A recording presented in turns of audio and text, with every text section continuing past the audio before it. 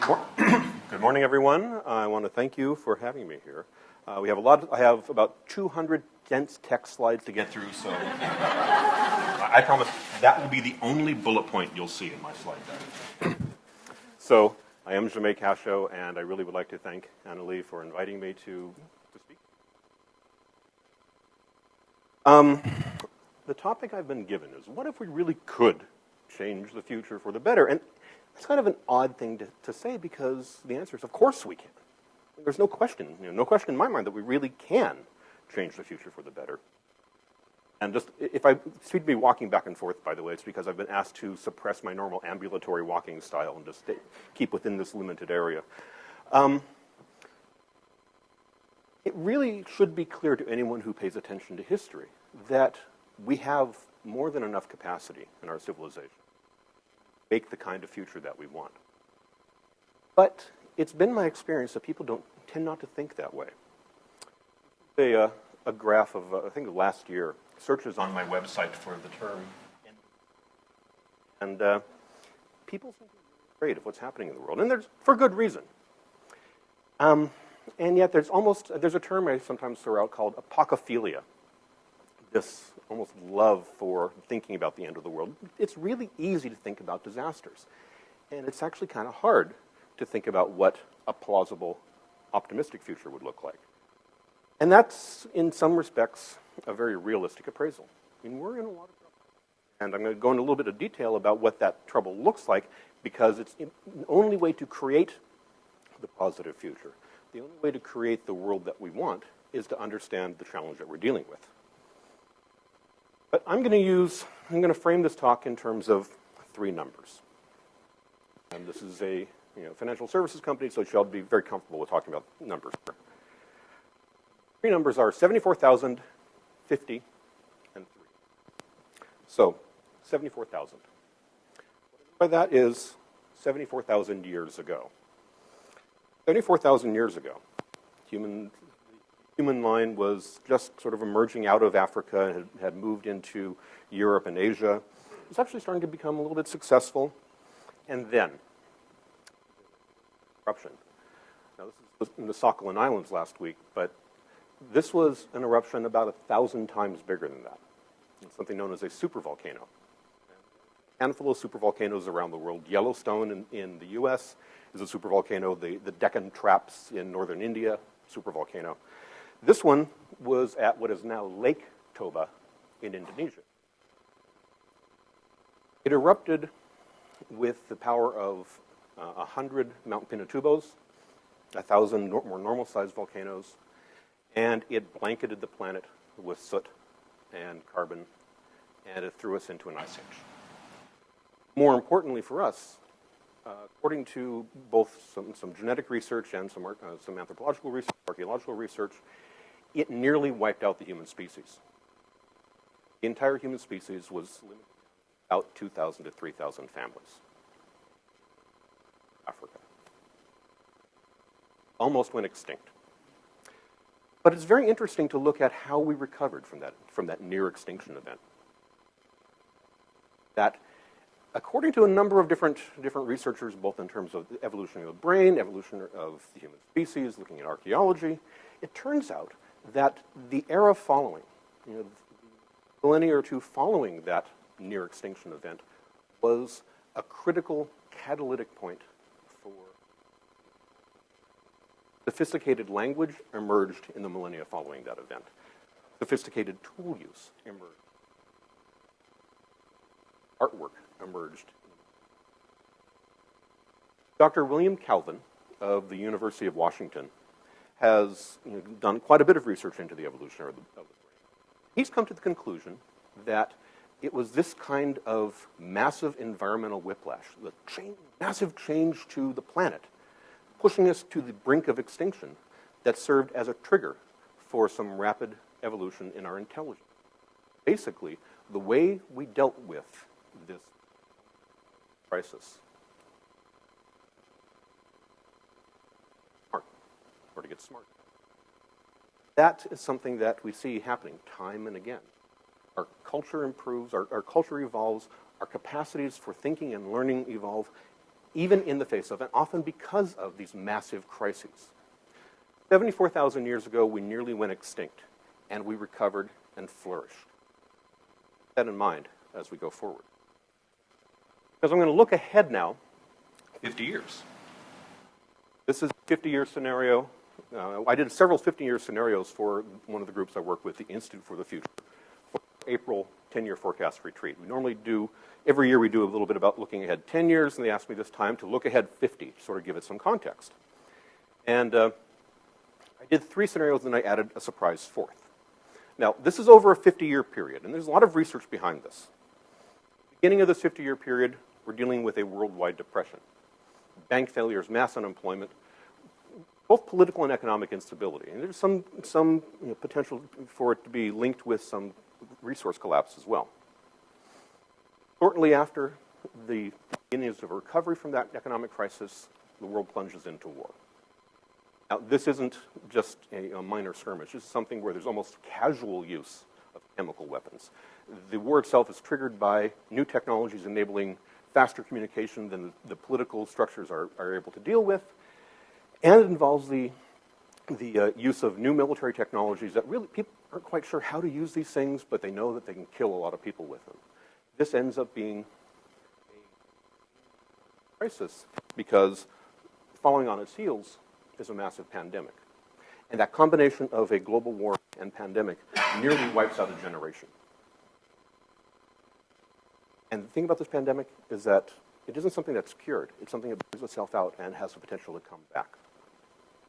There's a brief, heady recovery, and then once again we're plunged into an even bigger worldwide depression. And the thing about this one is because we'd just come out of a war, what you end up with are hyperinflation, especially in the most technologically advanced countries, the rapid rise to power of global totalitarian regimes, including some that have a philosophy based on genocide, radical economic experiments in the places that aren't run by totalitarian countries. This is a really radical time. And of course, every continent's involved. Genocide is used as a weapon in a couple of different places, and it culminates in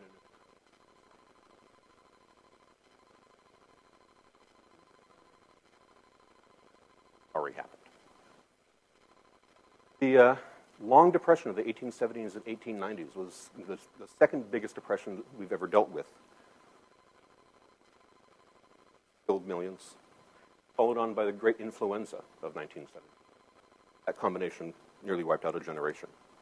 Great Depression. This is our history. Think about that future that I described of these massive problems. It seemed almost insurmountable, and yet, we got through that. We thrived. The second half of the 20th century turned out to be a flowering of technology and culture. As bad as it was, as bad as that first half of the 20th century was, we have created a far better world in the... Now, this century has its own challenges. Go into that for a second here. Not the least of which is climate disruption. This is probably the biggest challenge we're going to have to deal with. 50 years.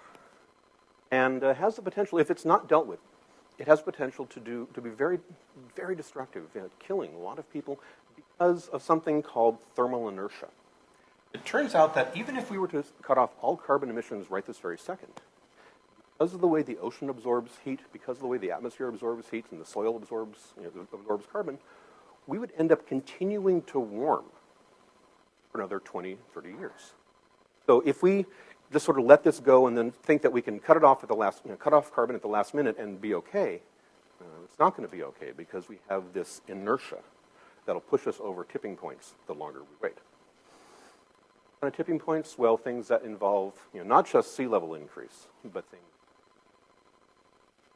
Zoonotic diseases are opportunistic. Changes in environment tends to lead to new opportunities for parasites and parasites and pandemics to flourish. Refugees will be a huge issue. political instability, access to water, access to energy, all of these things as a result of not taking care of, not dealing with this. Resource collapse, of course, is its own thread. I'm sure everyone here has heard about the concept of peak oil, the notion that we've basically have pumped as much out of the most that will ever pump out of the ground, and going ahead it'll just be declining amounts. And yet in a world where there's more and more people, more and more demand for energy, and hence there's more and more conflict over that energy. But it's not just peak oil that we're dealing with. There are issues around water, issues around fisheries. You could very well see the collapse of major ocean fisheries in a couple of decades. Issues around, very nice example, it's actually kind of scary, something called a wheat blight that appeared in Africa about 7 or 8 years ago and was slowly making its way through northeastern Africa, then got hit by a storm in the region and started to show up in Iran.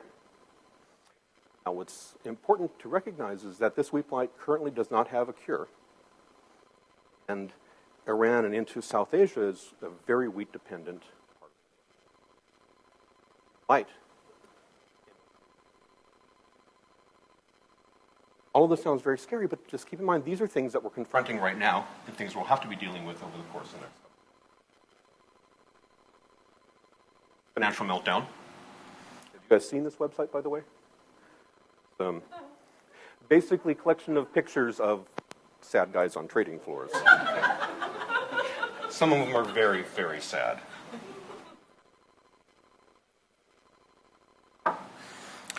It's always fun to make light of global. We also have things like what I call the rise of the post-hegemonic era, and what that means is we're moving out of the world of big power politics, where superpowers like the United States or what was the Soviet Union, maybe even China, really determine our fate, and really it's become more of a world where bottom-up politics, global guerrillas is a term of art. A very important political driver to international. This is one of my favorite pictures from the last few years of conflict in the Middle East. This is actually a failed roadside bomb. The first couple of years of the attack, they used phones as a trigger for roadside bombs. I don't know how well you can see that, but it's the calm mist indicator on the screen.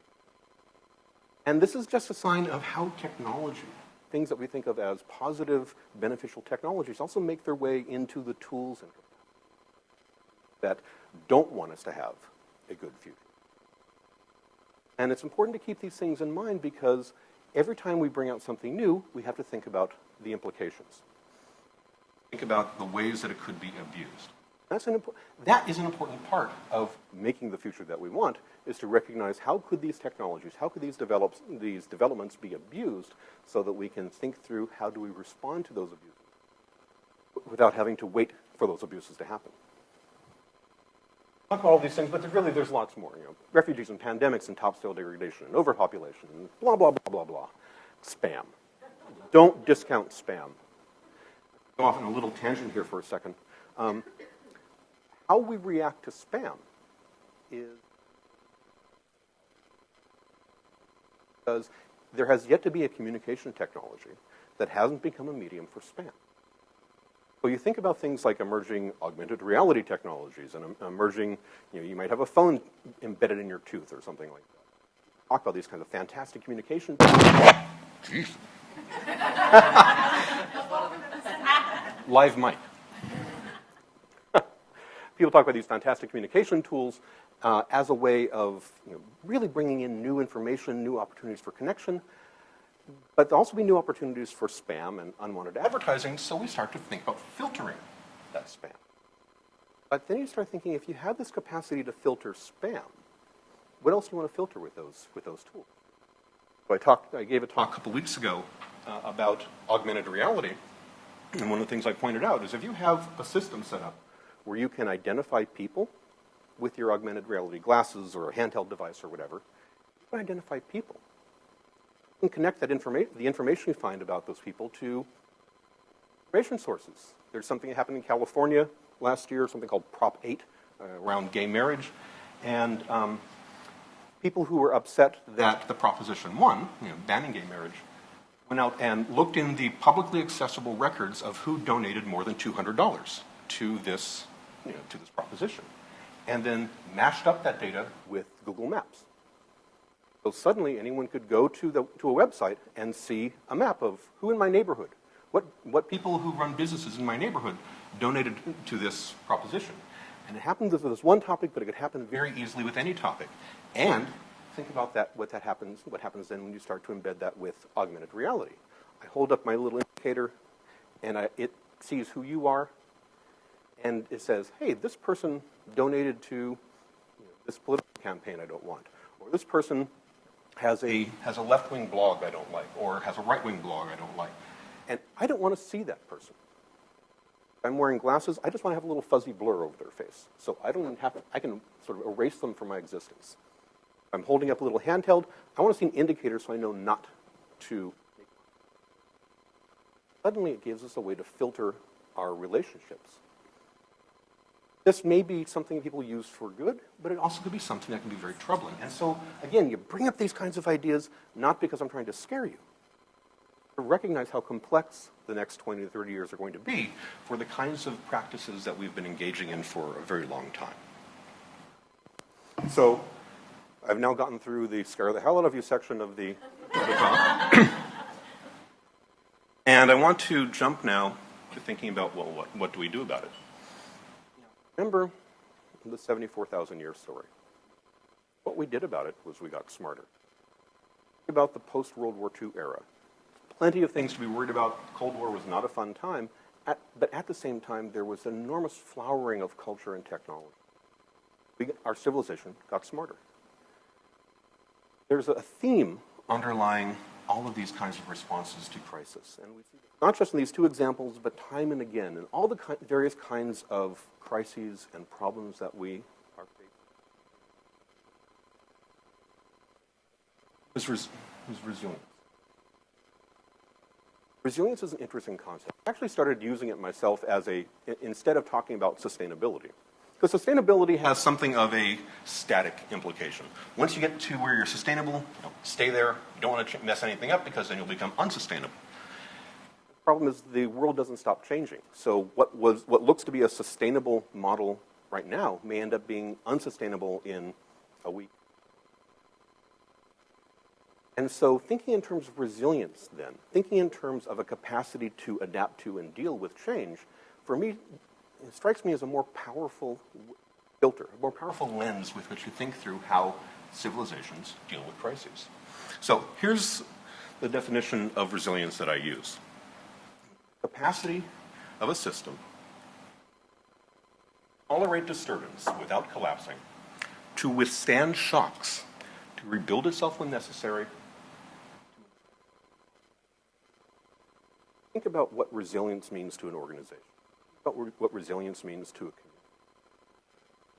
Resilience is a very common term in psychology. Individual personal resilience, that capacity to withstand the unexpected, to deal with something bad happening to you and not let it destroy you.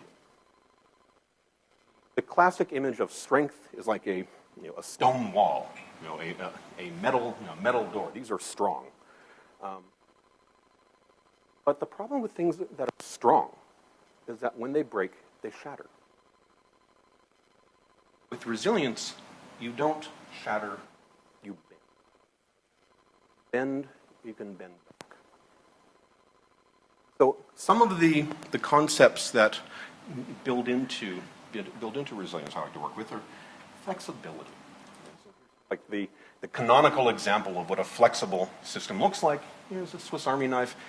Has capacity to do lots of little things, and even if you can't do exactly even if it doesn't have the precise tool for what you want, you can probably figure out a way to use one of the other tools to get something done. It's a really flexible device. It's not perfect at any one thing, but it is pretty good for lots of different things. Another form of flexibility is something that gets called graceful failure. Sometimes we demonize. Big fan of failure. Hopefully I won't be demonstrating that today. because you learn a lot more from failure than you do from success. When you fail, and you are observant about the failure, you are willing to embrace that and learn from it, you can see where things went wrong and what you need to correct. Esther Dyson, who's a relatively well-known technology specialist, writer, her emails all come through with a signature line that I love. It's always make new mistakes. Learn from the mistakes that you've made.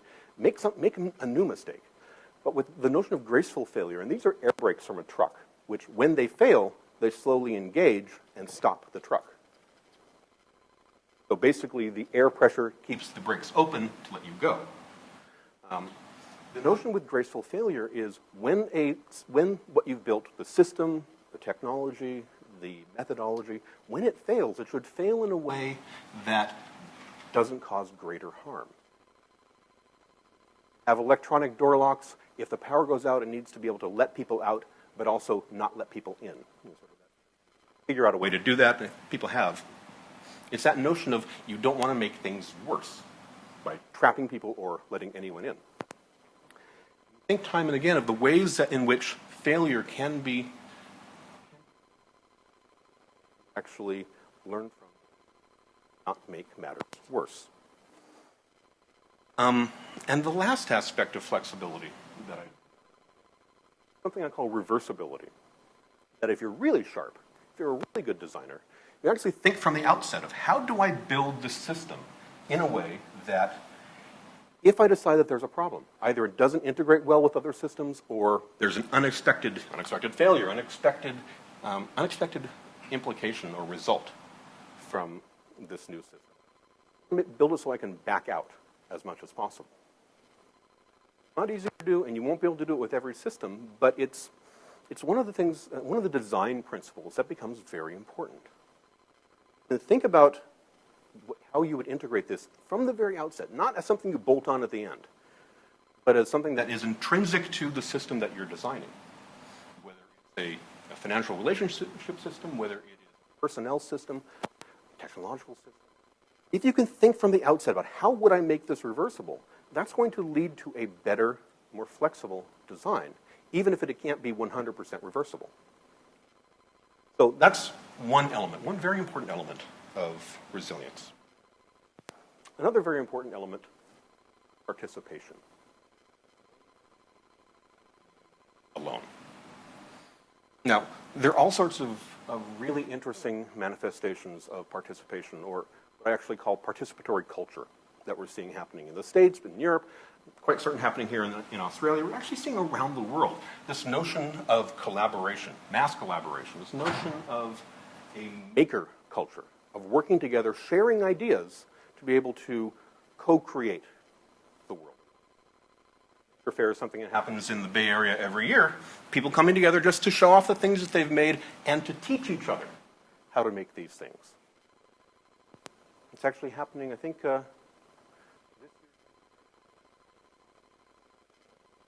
another model of participatory culture, participation.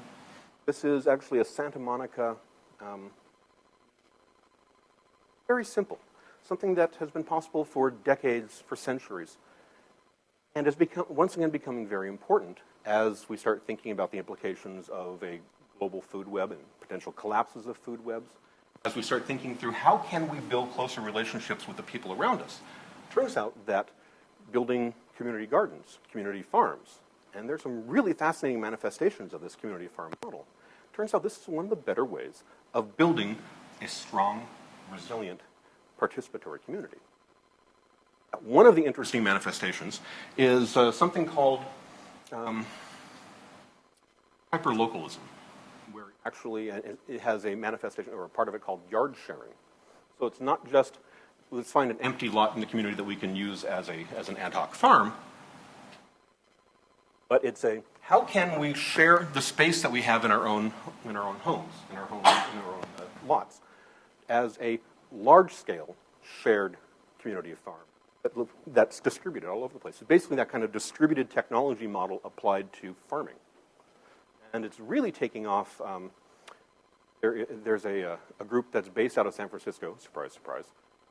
But also I'm seeing it taking off in London, taking off in France, taking off in Scandinavia. This notion of yard sharing, of building a distributed community garden.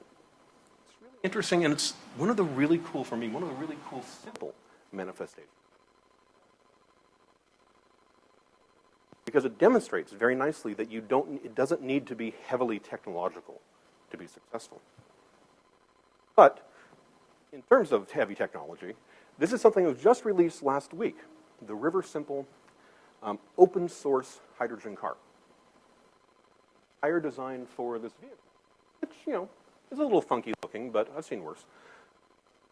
The entire design is available and open source. One with a moderate amount of manufacturing. Have to be an Airbus or a Daimler-Benz or something, large-scale manufacturing. It could be something maybe as small as a community garage. Build a city car. It has about a 100-mile range and only goes up to about 50 miles an hour. So it's not something you're going to take on the highway and drive across country, but it is something that works very nicely if you're driving around the city. And it's open source, which means that if you don't like aspects of this design, you can play with it and make it the way you want it. So the next element of resilience, this model I'm talking about, network relationships. This is a very traditional network map. We see these kinds of networks all over the place, not just online, but business relationships, personal relationships, families and communities. We live in a network society, and it's only because we are now the technologies for network connections have become so ubiquitous that we're really only seeing it in that way now. But we've been living in a network society for a very long time. But here's one of the manifestations of what a technologically enabled network society looks like. This is from my Facebook page. I say yes to almost everyone, so I have a lot of different people who are my friends on Facebook. But it's fascinating to see how they relate to each other. What you see is a snapshot of how communities build, of how relationships build, of how networks build, and how important networks are becoming to not just our capacity to make, just our capacity to share, our capacity to learn.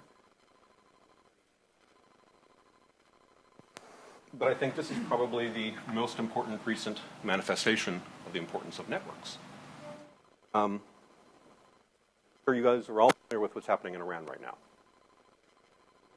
Probably all quite aware that the Twitter application, has become the catalytic technology for this democratic uprising.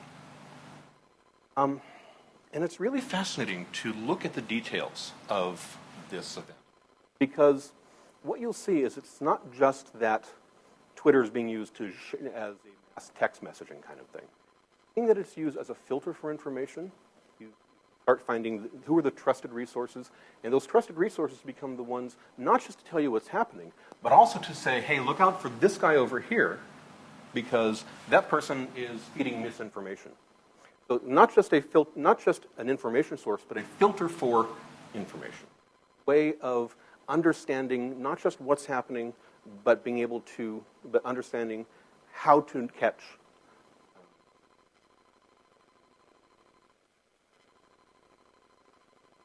It's not just technology, it's relationship. Time and again, and you'll see across all of these examples I come up with, really about human relationships. Yeah, I talk about gadgets sometimes. Yeah, I talk about networks and internets and technologies and blah, blah, blah. It's really about the relationships between communities. Technology is a subset of culture, not the other way. So, one more line of... this is something fairly recent, because this one is very heavily technologically determined. We call it augmented awareness. That is, it's the use of technologies, information technologies, communication, allow us to see data flows, to be able to see information about the world around us that in the past would not be visible to us. something that we'd have to go and look up later. But, what was, not just what was the temperature, but what was the carbon levels? What are the pollen levels? What are the, how many people are here? Where are they from? What's our relationships to each other? All of these things are real, but normally invisible. And with these kinds of augmented awareness technologies, suddenly, here's a really simple one. This is a sunspot. I took this actually at sun. I was there about 4 or 5 months ago. And they're up all over the place. It's about the size of a pack of cigarettes. And it's a very simple early manifestation of basically a smart environment sensor. It has a bunch of different kinds of sensors built into it. But it's really meant to be, you tell it what you want it to do, and it gets online, and you can follow it from anywhere over the net. And when you have multiple sunspots in an area, you can actually link them together and get a much more complex vision of what's happening in an environment. I think right now they run about $50. I'm not even sure if they're even commercially available. It's something that Sun is experimenting with, and now Oracle, I suppose, is experimenting. And it's just a small example of how these kinds of technologies are evolving. This is in many ways a better example. This is, I don't know how we can say that, Health Map, Global Disease Alert Map. Where I talked about the Prop 8 maps a little while ago. This is something that takes that same notion of pulling in public data, mashing it up with mapping data, and giving you a vision of the world where you can see what's happening around you. This one takes all the things, whether it's avian influenza, meningitis, measles, and starts to pull it in, map it out, and you can get a sense, when you watch this over time, of how these different diseases are progressing. What's the flow of potential pandemics? Another way of, again, making the invisible visible, being able to see what's happening in the world around you in a way that you simply couldn't otherwise. Now, this is a little Photoshop mashup I did, getting where something like this might go. And I talked about augmented reality a little while ago. This is what a handheld augmented reality device might look like. And that is, it has a data stream, but really, you can see the world around you. And it can show you what's happening in that world. Versions of this graphic that include like little circles around people's heads, so you can identify people, tell you when the next bus is, what your path is. This notion here is that as these tools become more important to us, more intimate with our lives, they give us a way to understand the world in new ways. And by understanding the world in new ways, by seeing these things that in the past we couldn't have seen before, we actually have an opportunity to make better choices. One small story here around seeing the invisible and making better choices. If any of you have ever had the chance to, or decided to look up my name on Google or anything like that, you might see me associated with something called the cheeseburger footprint. It's a bit of research I did a couple years ago, where in talking about carbon footprints and carbon credits, and it's all really, people talk about cars and airplanes and factories. I wanted to talk about, well, what happens if there's something more prosaic, something more everyday? What's the carbon footprint of something like a cheeseburger? And no one had an answer for me, so I did a bit of research and found a really great resource looking at the energy footprint of making a cheeseburger. Research out of Sweden, of all places.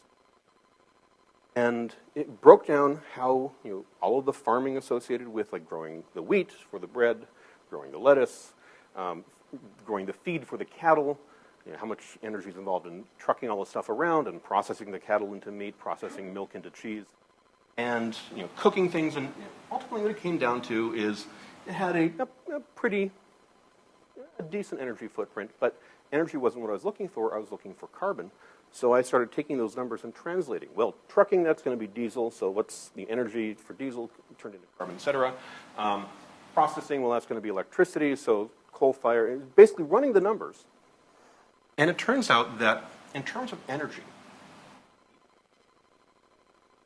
about 2 kilograms of carbon dioxide. Not a huge amount. But then I remembered that carbon dioxide from production isn't the only carbon greenhouse gas associated with a burger. Turns out that when cattle burp, they put out a lot of methane. And methane is somewhere between 23 and 70 times more powerful a greenhouse gas than carbon dioxide, depending on how you account for it. There's actually a lot of research into how much a cow burps. And you run those numbers and you say, okay, well, you get X number of cheeseburgers per cow and it's alive for so many years and calculate it all out. It basically doubles the carbon footprint of every burger. So suddenly you're looking at every cheeseburger having a carbon footprint of about 4 kilograms of CO2 equivalent. That's a number. What does that number mean? Well, it turns out that in the United States, Americans, all 300 million of us, on average, eat about 100 cheeseburgers a year.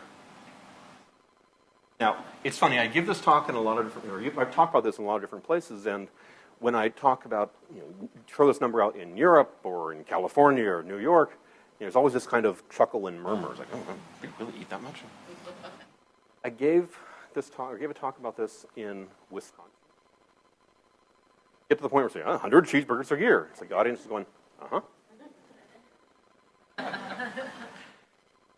Cultures evolve, cultures change. And so, assuming these numbers are correct, and they come from The Economist and a couple of other sources, so I feel fairly confident about that number. You take that footprint number, and you take the number of burgers, you run it all together, and what you end up with is a result of about 150 million metric tons per year of CO2 equivalent, just from burgers. Again, well, that's a huge number. Well, that's probably very important. Well, but it is important because it turns out that it's about the same as the tailpipe carbon emissions from all of the sport utility vehicles on the road in the U.S. About carbon footprints, this agglomeration of little things has an impact, the equivalent of something that has been seen as the demon of climate change. Now, I use this example not to say, oh my God, we've got to all stop eating cheeseburgers right now. Although it probably wouldn't be bad for your heart. I use this as an example of how when you learn the little details, when you learn that bit of information that was otherwise invisible. How many of you have driven a hybrid like a Prius or a Civic hybrid? A couple people. You might know, otherwise, those of you who haven't driven it might know that they all have a little readout in front of you indicating what your accumulated mileage has been for this drive and the real-time readout of what your mileage is every second. And it turns out that people who have this information that was otherwise not available, because they now can see what the result is of small choices. I have a hybrid, surprise, surprise, and when I first got it in 2003, I got much better mileage a month after I got it than I did when I initially started driving it. And it wasn't because I broke in the car, it's because the car broke me in. That is, I began to learn how to work with that information to change. We can see time and again all of these examples of how making the invisible visible, providing information, providing context and awareness, augmenting our awareness, allows us ultimately to make better choices, start to change the world for the better. But there's one more element here that's worth bringing out. Very important for you guys, and so I'm going to spend a little more time with this. Catalytic innovation. Basically, what are the things that we can change? What are the things that can be really transformative in our lives, really transformative in our world, that give us that improved capacity for resilience? And we see so many examples right now of how catalytic innovation around us. With robotics. This is something called Big Dog, which is being developed essentially for the military because it can carry something like 200 kilograms on each of them. And it can wander around and actually can navigate really slippery surfaces and hillsides and all that. The notion here isn't that, wow, isn't this really cool? The notion here is that we're starting to see the application of these kinds of technologies like robotics and such into arenas that hadn't been what we were thinking of how robots would be used. Probably the better example. Now, this is a toy. The company that made it just went out of business, but this got bought up by another company, so it's apparently still available. A toy dinosaur, robotic dinosaur, has a video sensor, has internet connection, can wander around, and can react to its environment. Now, one thing that's really cool about this is that it changes how people interact with. Pick it up by its tail. It starts to scream and kick its feet. When you put it down, it actually runs away from you and hides. It behaves like an animal. And what it's doing is it's starting to move into this uncanny valley, into this zone of interaction where we no longer think of this as simply a mechanical device, but are thinking of this as part of our natural world. And this is a really simple toy. You think about how this technology evolves. With the Big Dog, this is something, it doesn't have those kinds of sensors, but it has a really natural, a biomimetic mobility system. So there was a video that I don't have, but you can find it pretty easily, of a big dog walking on ice, and one of the researchers comes up and kicks it. And it slips and it moves its legs around and recovers. It looks for all things like a donkey or a horse slipping on the ice. And that moment where the researcher came up and kicked it, I got a little sick feeling in the pit of my stomach. Not because I have a lot of empathy for machines, but because it's that same biomimetic change to our relationship with. Are they simply external cold devices? They're increasingly becoming parts of our communities. And where this goes, well, don't know how far it'll go, but within the next 20 to 30 years, it's very likely that we'll start to see mechanical systems, artificial intelligence systems, that are not superhuman, not things that are singularity devices or anything like that, but have been designed in a way to really embed themselves into human, not as something as cold as our laptop or as horrible as an iPod, but really something that we work with that is, I really like to call these intimate technologies. And how they manifest, they become extensions of ourselves, extensions of our society. And it's funny when you think about it, but these are really important tools for dealing with massive changes, dealing with massive disruptive challenges, because they expand our set of capacities. They expand our awareness. They expand our ability to react to the world. And you think about the list of threats that we face. That's really important and will be critical. This is something called resveratrol, a chemical that also is found in large quantities in red wine. And it essentially lets you live longer, healthy lives. You may or may not have heard of something called caloric restriction. Essentially, it turns out that most mammals, that if you cut how much food they consume in half, they live for 50% longer. And this isn't 50% more time of being decrepit, ancient animals, but actually have a longer youth period. And it's not just because it feels like you live longer if you're only eating half your normal calories. There is an extension to the life. It turns out that resveratrol is something called a caloric restriction mimetic. That is, consumption of a sufficient quantity of resveratrol essentially reacts in your body as if you've had caloric restriction. Actually been very effective, especially for people who are, or in the various experiments that have been done for mammals, and occasionally with people who are overweight. It treats the body, or the body reacts as if it's had caloric restriction, and essentially you lose a bit of weight and you live longer. You have to drink something on the order of 50 gallons of red wine a day to get it naturally, so that's really not going to happen. But there are actually a bunch of labs all over the world that are looking at how to basically make this something that can be consumed, absorbed in the body and used. Think about that for a second. If your youth was extended by 50%, rather than feeling like you're getting old when you hit 70, 75, you don't feel like you're getting old until you hit 100. How that changes not just our relationships with each other. And you can imagine the job aspects of that. I mean, when you think, okay, finally the old man's going to retire, not for another 25 years. Think about how it changes our capacity to learn. There's a lot of accumulated knowledge, accumulated wisdom in people who have lived for a very long time. And if they have the ability to live even longer, and in a healthy mind and body, that's an enormous resource, an enormous tool for building a better world. Powerful, enormously important tool for building a better world.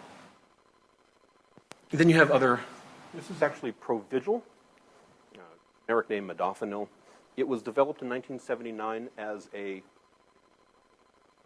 awake. And it keeps you awake without the kind of jitters of being on a lot of caffeine or amphetamines or anything like that. And it keeps you awake if you take it every 6 hours or so, like 40 hours. Apparently there are people who have tried it out to 72 hours, and you have a regular night's sleep, and you're fine. This has been now for, like I said, 79, so 30 years. They haven't found any side effects to it. Mild side effect of a slight potential for addiction for people who are really. It was initially, like I said, initially for narcolepsy. It available off-label in the US and in Europe, possibly here as well, for what they call shift workers. That is, people who jet lag. I have a real prescription for modafinil myself, because international travel, it means I can take it and an hour later I am completely awake.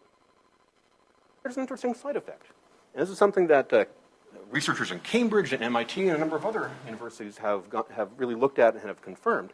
Turns out that for a significant subset of people who take Provigil, modafinil, it actually increases cognitive skills, especially around focus, similar to what ADHD, attention deficit and hyperactivity disorder drugs do. It also increases pattern recognition, and it has a slight antidepressant effect. But it is just one of the first of what people are really starting to see as a cognitive augmentation drug. People take it not because they need to stay awake, but because they want to have that little cognitive edge. It has actually become very popular in Silicon Valley. Among researchers, yes, but also among entrepreneurs and executives who are trying to get that little bit more of a competitive edge over the people that they are, have as rivals. Is this a good thing? Well, probably not.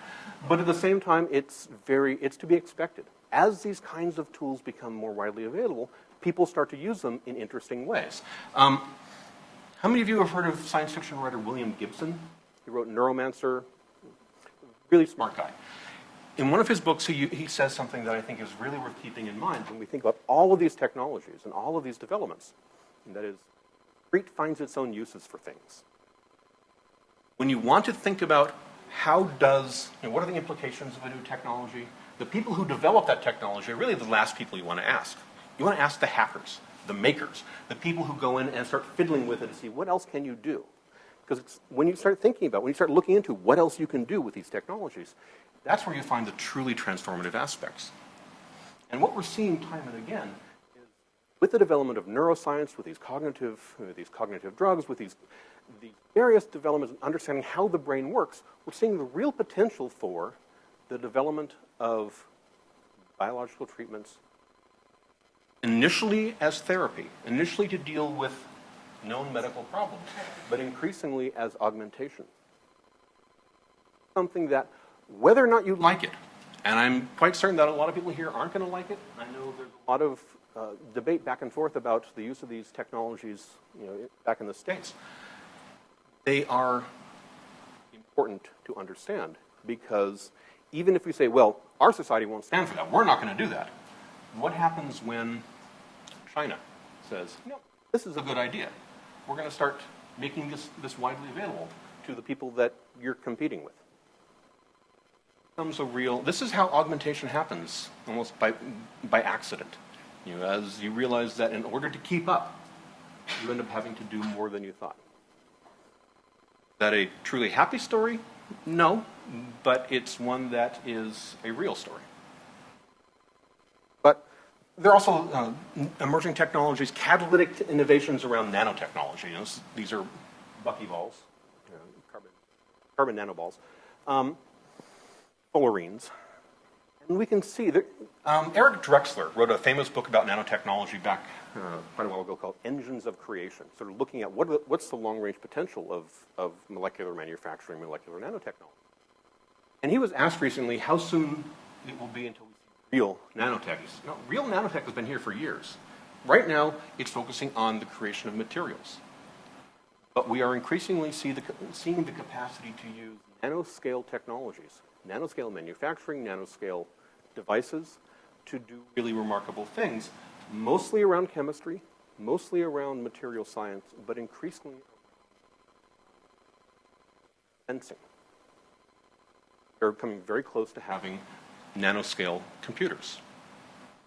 Systems that can make any physical device, any physical object, smart. Give it some kind of sensing capacity, some kind of communication capacity. Processors, the computer elements themselves would be so tiny, so easily embedded into our physical world. That's actually kind of remarkable when you think about it.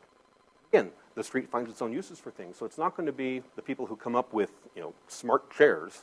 They're not going to be the ones that are going to tell you how fantastic this is. It's going to be the people who hack those smart chairs and try to do interesting new things with them that'll discover the transformative aspects.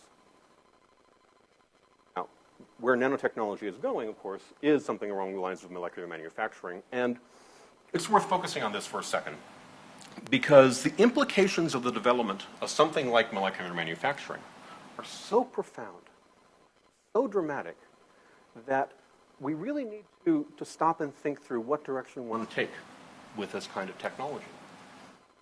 So the common model for molecular manufacturing is that in something like this, you actually have your toner cartridges, of carbon and a few other basic elements. And you have these nanoscale robots that work like an assembly line to put together slightly larger pieces, which are taken up by slightly larger assembly line components. And over the course of some time, initially probably a couple of hours, better, maybe a couple of minutes, you have at the other end a fully formed product. Whatever you want that product to be, any kind of physical object you want. You want a laptop, you want an iPhone, you want a pair of tennis shoes. You sort of go down the list of what you might want to make with a desktop reality printer. And is this something that you can have on your desk tomorrow? No, but I know people who are working on this, and they're a lot further ahead than I expected they'd be. Probably something around 2020. Down to a local copy store or a post office. Or maybe you have it on your desk like you have a laser printer. Rather than turning bits into a book or turning bits into music.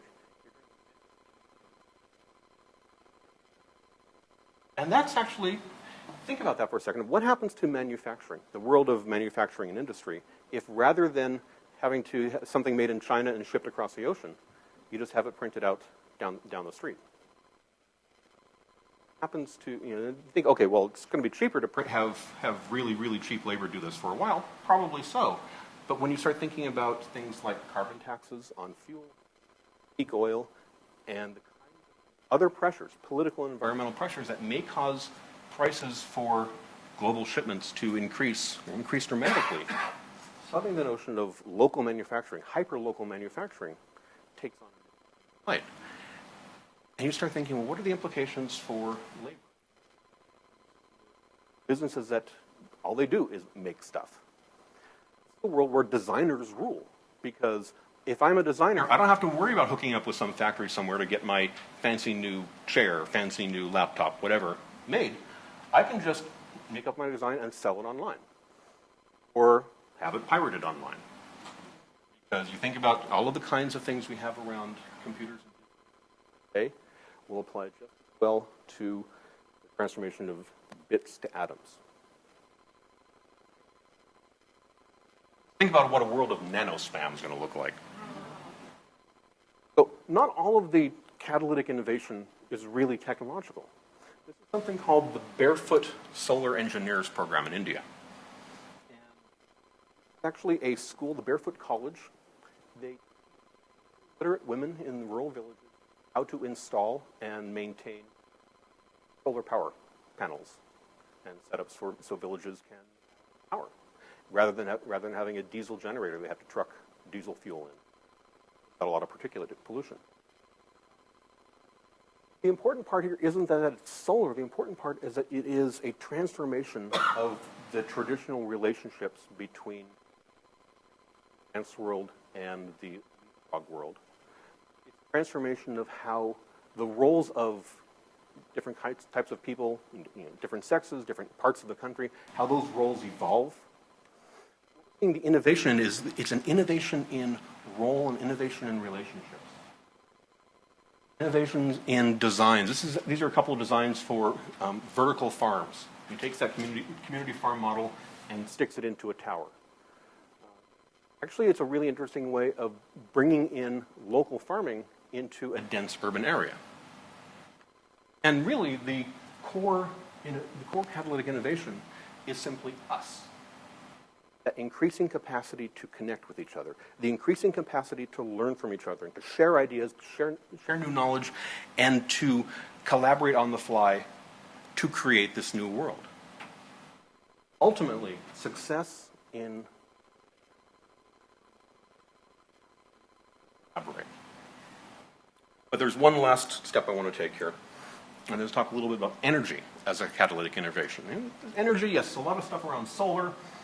These are solar Stirling engines, basically something that was invented back in 1890 something, but only now we have the manufacturing capacity to make them cheap, and it basically creates power very easily through heat. But then you have regular solar panels. This is actually something out of Denmark, a flexible solar panel that is, they're now working on how to integrate this into buildings, not as panels that you stick onto the roof, but really built into the walls, built into the sides of cars.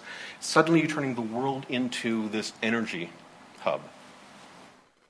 But the last thing about energy brings us back to our third number. 3 here means percent. Now, Art Rosenfeld is the former head of the California Energy Commission. He's a scientist at Lawrence Berkeley Labs. He's been a specialist in energy and energy use for a very long time. And he has done some research and has been able to show pretty convincingly that if you look over the course of history in the industrial age, over the course of the last century, there's been a consistent annual improvement of about 1% in energy efficiency. That is the amount of GDP, the amount of work that can be done given a certain amount of energy. And so over the course of the last 100 years, we've had this little tick, 1% on average over the whole world.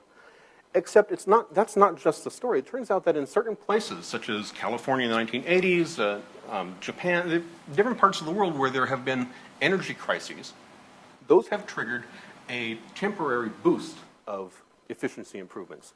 2%, 3%, sometimes up to 6% for a few years in a row. So if you have this inadvertent improvement of 1%, but we know we have the capacity to do better than that, well, what are the implications if you can increase that a bit? And so what Rosenfeld did is he said, well, let's look 100 years out. If we have a planet of 10 billion people, and we want to give them all a European standard of living, everyone on the planet has the capacity to live the kind of nice life that people in Europe or America do. Well, that would require us to have a global world product of about 250 trillion, about 10 times as much we have now. And given that 1% improvement, it would mean that we'd have to have a global energy capacity of about 10 terawatts. Right now, actually, this is a couple years old, right now we're about 14 terawatts. That's how much energy is produced worldwide. So if in 100 years you want everyone to live really, really good lives, and there are 10 billion of us, we'd have to be producing 50 terawatts of power. It's a lot of power. But that's just that inadvertent 1%. If you can increase that to an annual average of 2% per year around the world, well, that's a pretty remarkable improvement. Suddenly, rather than needing 50 terawatts of power for that global world product of 250 trillion, less than 20. Not much more than we are producing right now. But something magical happens at 3%. At 3%, you can have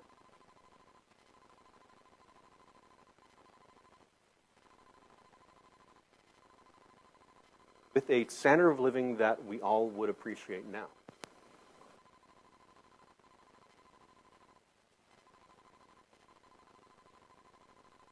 By having super magical fusion power or solar everywhere or anything like that, it is simply out through the power of efficiency.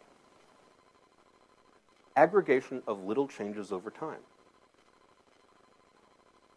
This is one of the reasons, this example here is one of the reasons I am truly optimistic about the future. Because I know, I can show with numbers, I can see examples across a spectrum of industries and ideas. I know that given time, given effort, given will, enough change to truly transform the world. So, it's the big picture here. This is Saturn, of course, a picture taken by the Cassini probe a couple of years ago, and it's remarkable for a couple of reasons. First is that it makes a really great desktop for your laptop. Second is that it's a view of Saturn that you simply can't get from Earth. I mean, it's physically impossible because it's Saturn eclipsing the Sun. You have to be on the far side of Saturn to see it. There's a third reason that it's remarkable, and you can't really see the light, barely see it. It's over the left-hand limb of the rings. Zoom in here. That little dot. Dot. Us. Everyone who has ever lived, everything that we have ever done, the entirety of our civilization and history, a couple pixels across on the screen.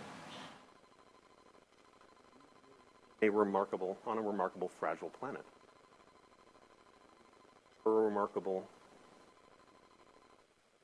Have built a civilization out of nothing. We have escaped extinction time and again. We have thrived in a world of enormous challenges, and we continue to do so.